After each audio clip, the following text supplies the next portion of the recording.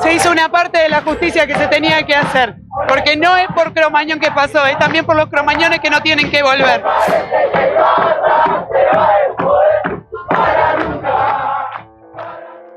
Vani, contanos un poco cómo te enteraste vos de lo sucedido el 30 de diciembre del 2004. A ver, soy milito hace muchos años en la ciudad de Buenos Aires y obviamente estábamos en un fin de año rodeado, digamos, de todo lo que tiene que ver con el fin de año, las fiestas, etc. En ese 2004 y de repente nos empezamos a enterar el 30 a la noche, digamos, que estaba ocurriendo esto, que obviamente fue objeto de una cobertura más o menos inmediata de parte de Crónica. Imaginemos que hace 20 años atrás no tenías redes sociales, no estábamos con teléfonos encima permanentemente, ni nada por el estilo.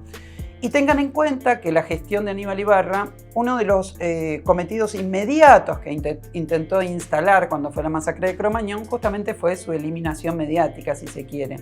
Ustedes no van a ver en los grandes medios de comunicación algunas cosas que eran claves, de repente lo que estaba ocurriendo afuera del Hospital Ramos Mejía, algunos de los que fueron los hospitales, digamos, a los cuales fueron derivados los primeros chicos y chicas, digamos, que estaban seleccionados por el triage que tiene que armar el sector de emergencia, digamos, como que podían ser atendidos.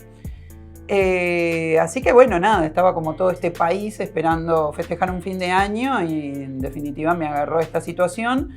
No estaba en la ciudad de Buenos Aires, vine para acá el 31 de diciembre y vine directamente a ONCE. Y a partir de ese momento empecé a entrar en contacto. ONCE estaba repleto de chicos, de familiares, de personas ajenas a la masacre que estaban por ahí deambulando, etc. Se convirtió a partir de ese instante en un escenario de mucha discusión, de mucha tristeza, de mucho duelo. Todo se combinaba, era una locura realmente. ONCE el 31. Si yo no me equivoco, el primero mismo tuvimos una marcha desde ONCE hasta la jefatura de gobierno, que en ese momento quedaba todavía en la Avenida de Mayo. Y bueno, y ahí, a partir de ahí fue una sucesión de movilizaciones muy masivas que se desplegaban hacia Avenida de Mayo y en general, sobre todo aquellas primeras marchas, tenían como característica que el gobierno reprimía o mandaba, sobre todo, digamos, recurría mucho al mecanismo de la infiltración y obviamente ustedes imaginan los familiares de 194 víctimas, muchas de las cuales no estaban todavía en ese momento porque estaban deambulando, buscando en la morgue o en diferentes hospitales a sus hijos o a sus familiares. Por lo tanto, se iba renovando la gente que llegaba a las movilizaciones, había mucho dolor y el ibarrismo explotaba el dolor, digamos, con provocadores para promocionar, digamos, que los familiares eran violentos, esto y aquello. Eso, digamos, fue una escenificación que se preparó muy macabramente desde el primer día que ocurrió Cromañón. Así que la preocupación del gobierno era tapar las imágenes, tratar de minimizar el efecto a partir de las imágenes y, por supuesto, comenzar muy tempranamente a demonizar a los familiares, que después fue una dinámica que siguió el ibarrismo, que vendría a ser el kirchnerismo de ese momento, continuó durante toda la etapa subsiguiente en que estuvo en auge el movimiento de Cromañón, en que fomentó primero la suspensión de Aníbal Ibarra como jefe de gobierno de la ciudad y luego su destitución directamente. Fueron momentos muy, muy difíciles. Y en ese devenir, ¿cómo se iban configurando los distintos actores políticos? ¿Quiénes iban buscando qué, ¿no? Eso me parece muy importante para retomar el hilo hoy. Son 20 años de la masacre de Cromañón y para la juventud de hoy es fundamental que entienda cuál fue el escenario que se desenvolvió en esa época, porque ocurrió lo siguiente. Primero, el gobierno era Aníbal Ibarra. Aníbal Ibarra era un dirigente político que estaba encuadrado dentro de lo que era el kirchnerismo, con un juego propio, pero dentro de lo que era ampliamente, en ese momento, el gobierno de Néstor Kirchner, con Alberto Fernández como jefe de gabinete, digamos, recién asumidos hacía un año y pico atrás. Era un periodo en el cual Néstor Kirchner estaba ganando una fortaleza política, vamos a decir. Ustedes acuérdense que había ganado las elecciones con el 22% de los votos, Menem se retira del balotaje, él queda como presidente, pero luego tiene que construir su ascendente político y eso es lo que estaba haciendo, digamos. Alberto Fernández era el cuñado de Aníbal Ibarra en ese momento. No se olviden que Alberto Fernández fue el esposo durante muchos años de Vilma Ibarra. Y él, como jefe de gabinete, él se encargó personalmente, digamos, de llevar adelante todo el operativo político para defender a Aníbal Ibarra, que se desenvolvió en el gobierno desde el minuto 1. Para que se den una idea de la escenificación, 4 o 5 días de Néstor y Cristina Kirchner en Calafate sin dar señales de ningún tipo, digamos. Prácticamente, si alguna investigación periodística quisiera hacerlo, podrían detectar que hay palabras prohibidas dentro del diccionario kirchnerista bajo su gobierno. Y una de ellas fue Cromañón, sin lugar a dudas. Ningún funcionario político jamás mencionaba, si podía evitar mencionarlo, lo evitaba, pero de la misma manera se actuó con otros tópicos que le eran dolorosos, digamos, a la vida política que quería seguir el kirchnerismo. Nunca se habló de Jorge Julio López. Nunca se habló de cosas, digamos, que realmente eran muy importantes a nivel popular y a nivel de lo que pasaba, digamos. Y Cromañón no fue la excepción. Alberto Fernández se encargó de todo el operativo de alguna manera encubrimiento y tratar de minimizar los efectos sobre Aníbal Ibarra, cosa que finalmente no le salió. Fue uno de los responsables, digamos, que no bien ocurriera la masacre de Cromañón, a la ciudad de Buenos Aires viniera Juan José Álvarez como secretario de Seguridad. Juan José Álvarez era el secretario de Seguridad bajo el gobierno de Eduardo Duhalde cuando fue el asesinato de Darío y de Maxi.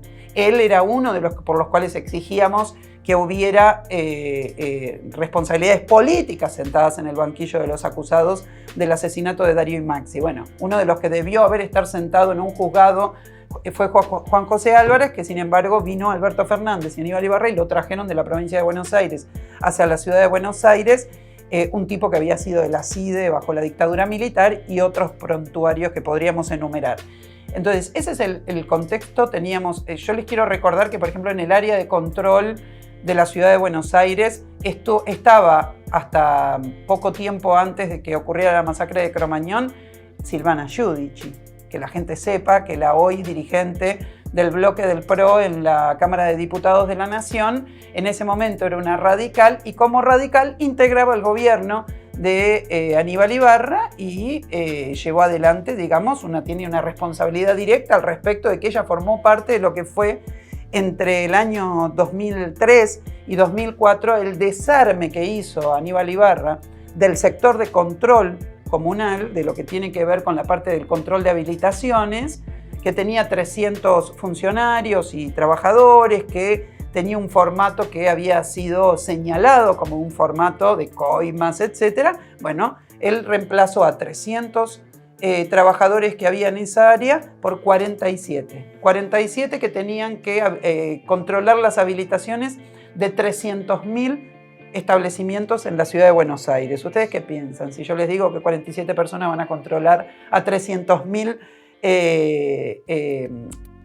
lugares de la ciudad de Buenos Aires, porque no se va a hacer definitivamente. Bueno, de eso, por ejemplo, formó parte Silvana Giudici como funcionaria del gobierno de Aníbal Ibarra. Claro, Fabiana mencionaba esto de los 300 despidos a los agentes estos, como en un intento de cortar ahí la responsabilidad, ¿no? Como si fuese una cuestión, un problema de corrupción de estos trabajadores que no hacían lo que tenían que hacer. No nos cabe en duda, digamos, de que es un área absolutamente atravesada por la corrupción, el área de control de este tipo de habilitaciones que se tienen que hacer.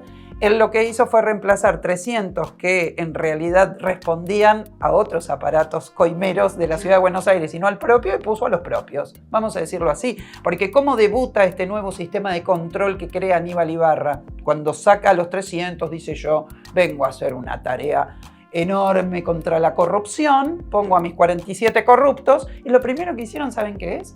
Habilitar el estadio de Argentinos Juniors. Ustedes vayan a ver quién era el hincha número 1 de Argentinos Juniors en este país, con más poder en la Argentina. el jefe de gabinete, el señor Alberto Fernández.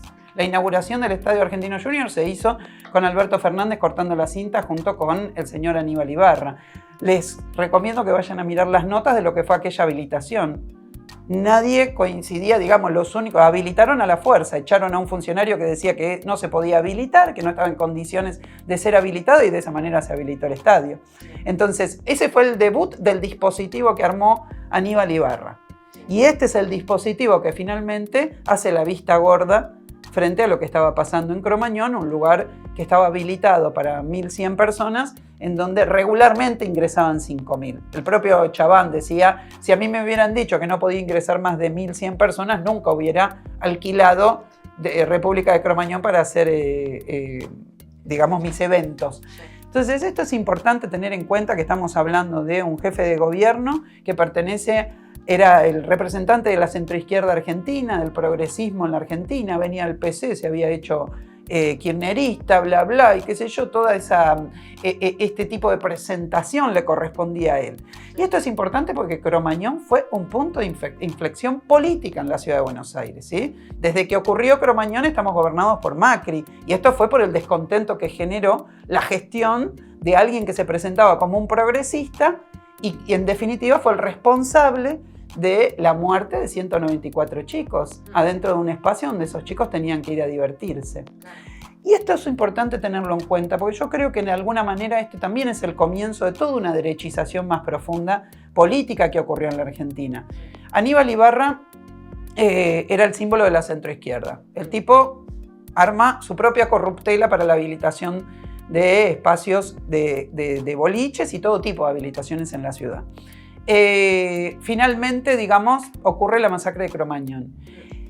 Y la centroizquierda y el progresismo de la Argentina se pone en defensa de Aníbal Ibarra y contra los familiares de Cromañón.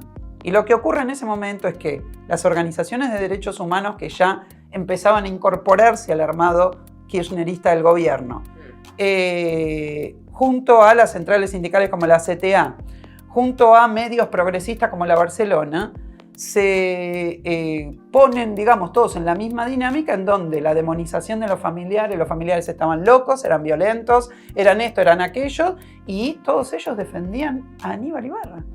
Cuando los familiares estaban demostrando, poniendo sobre la mesa que Aníbal Ibarra no tuvo una, dos, tuvo 36 alertas para entender qué era lo que estaba pasando en Cromañón y en otros boliches de la ciudad de Buenos Aires.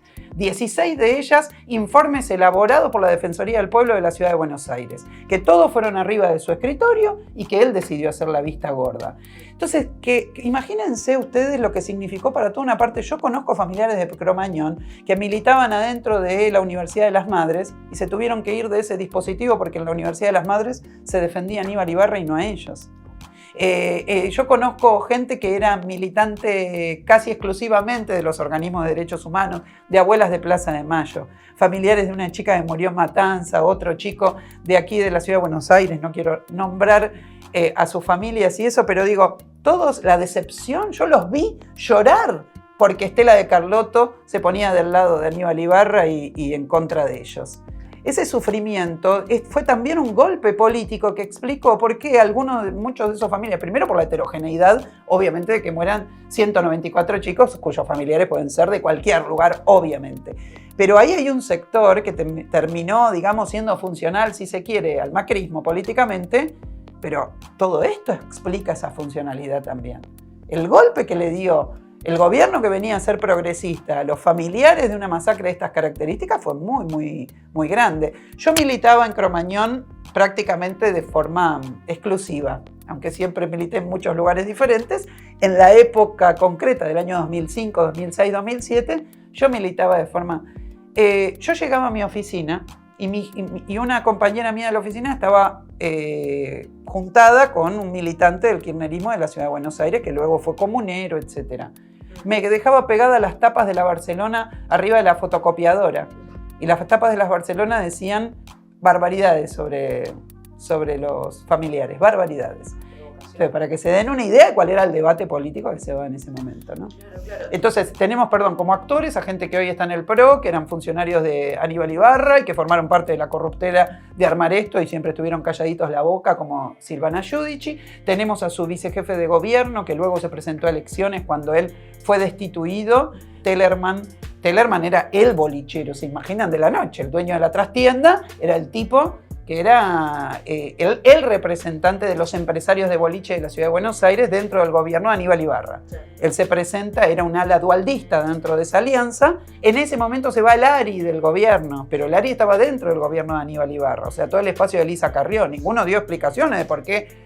Después muchos hablaron, pero en el momento nadie decía, che, es verdad que se nos fue un poco la mano con este sistema de control corrupto que terminó armando Aníbal Ibarra, ¿sí? Entonces, el gobierno nacional era Néstor Kirchner, Alberto Fernández el jefe de gobierno, y esta era la realidad que ocurría en la ciudad de Buenos Aires, y este fue el accionar del gobierno nacional para defenderlo. Callarse la boca, traer a Juanjo Álvarez para reprimir las movilizaciones prácticamente y para infiltrarnos, que era lo que hacían permanentemente, infiltrarnos las movilizaciones, y todo el operativo mediático al servicio de colocar a los familiares como locos, ¿no? Y después el macrismo, ¿cómo hizo escucha de todo lo pasado en Cromañón a la hora de armar su propio esquema de control una vez en el gobierno? Porque bueno, desde ese entonces que gobierna Macri. No, ahí hay varios temas que son importantes. El macrismo primero obviamente metió la cola para tratar de desplazar a Aníbal Ibarra y obviamente su política estuvo presente entre los familiares, las conclusiones que sacaban, quiero decir, y por ejemplo en su alianza con la Iglesia Católica.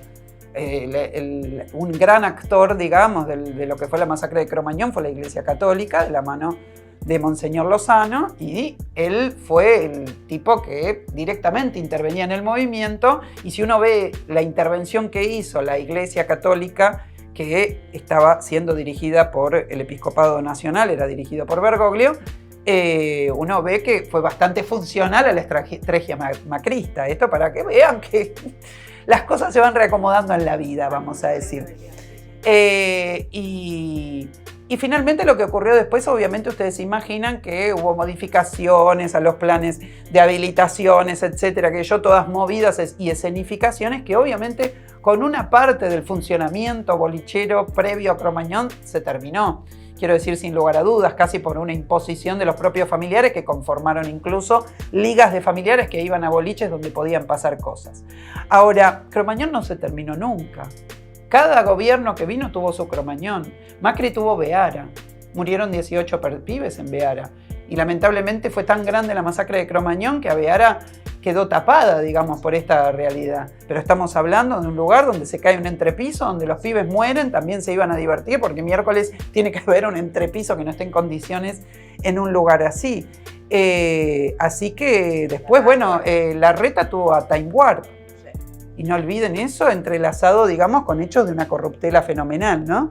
Con el narcotráfico involucrado como negocio y actor también. Sí, imagínense, ahí narcotráfico, grandes empresas, los cromañones siguieron existiendo. Y sin lugar a dudas, en 2012, bueno, ahí creo que tengo un poco las fechas confundidas, pero bueno, en 2012 es el cromañón del gobierno de Cristina Kirchner, obviamente, que es la masacre que se produce, digamos, en el ferrocarril Sarmiento, una masacre que tuvo antecedida por el asesinato de nuestro compañero Mariana Ferreira, tema en el cual, si el gobierno hubiera destinado mínimamente a darse cuenta de qué se trataba, porque la denuncia cuál era, qué hacíamos de la tercerización en el ferrocarril, la tercerización representó realmente un despilfarro de dinero y un descuido hacia cómo tenían que estar los ferrocarriles que terminaron después con 2012 con la masacre de Once, ¿no? Y bueno, finalmente, entonces no se desarmaron, se hicieron muchas escenificaciones, pero la ciudad Cromañón no terminó de desarmarse nunca. Y desde ese comienzo de la era Macri, ¿cómo lo relacionas hoy en esta era Milei, en términos de los armados políticos y también de los armados, digamos, de la corruptela que sigue, ¿no?, perpetuando, digamos, favoreciendo el negociado, ¿no? También siempre exponiendo también al público a cualquier masacre posible, lo pienso desde ahí, ¿no? Como la vulnerabilidad a la que seguimos sometidos por parte de privilegiar un armado económico, ¿qué relación haces con el presente? Mira, primero lo siguiente, el mecanismo de base por el cual se produjo Cromañón es el capitalismo mismo.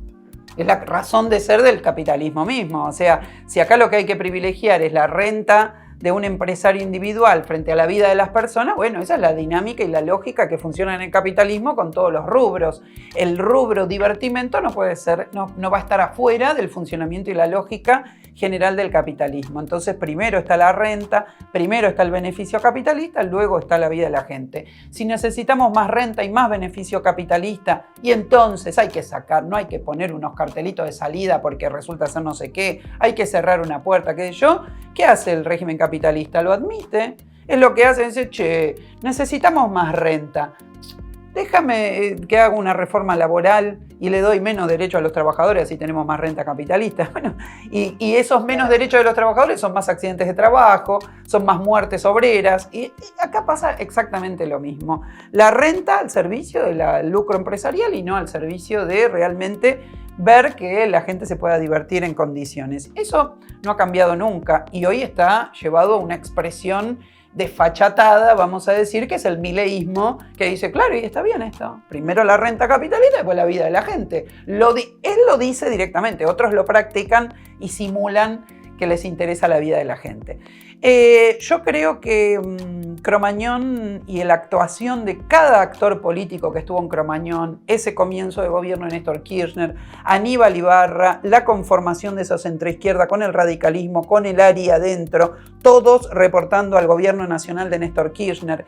Esa realidad que se vivió, el macrismo, que comenzaba a constituirse a partir del año 2001, pero que empezó a tomar mucha más fuerza en este contexto. Creo que hoy vivimos de alguna manera, después de 20 años de Cromañón, vivimos el resultado político de aquel hecho que fue un punto de inflexión en la Argentina y en el mundo.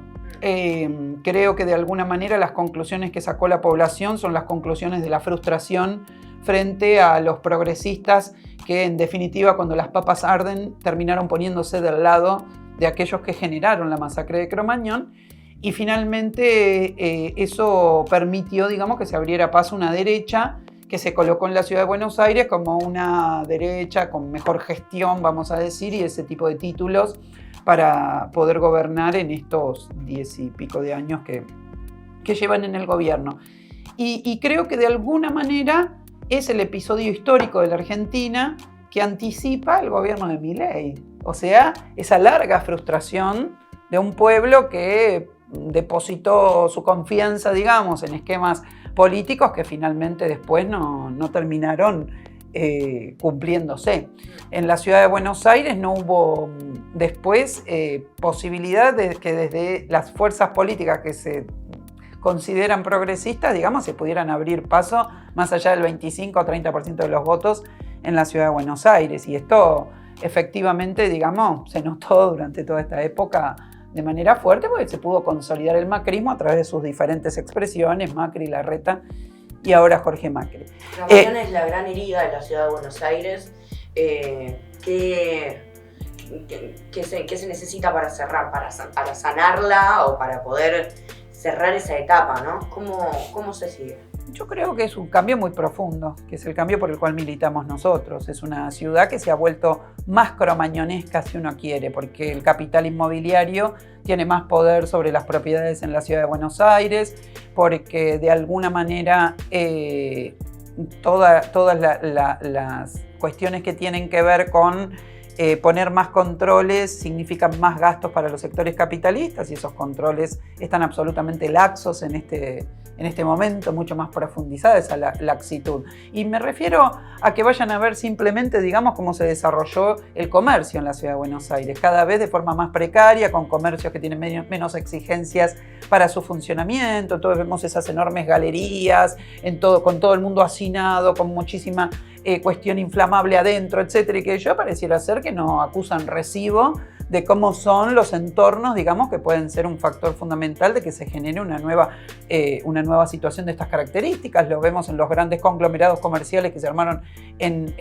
por ejemplo, en la calle Avellaneda, en Constitución, en muchos lugares, bueno, aquí mismo en toda la zona de Once. Y en definitiva, bueno, es la muestra de que como el lucro está primero, ¿me entendés? ¿Quién tiene que ocuparse de poner un matafuegos donde corresponde o que haya la distancia que tiene que haber?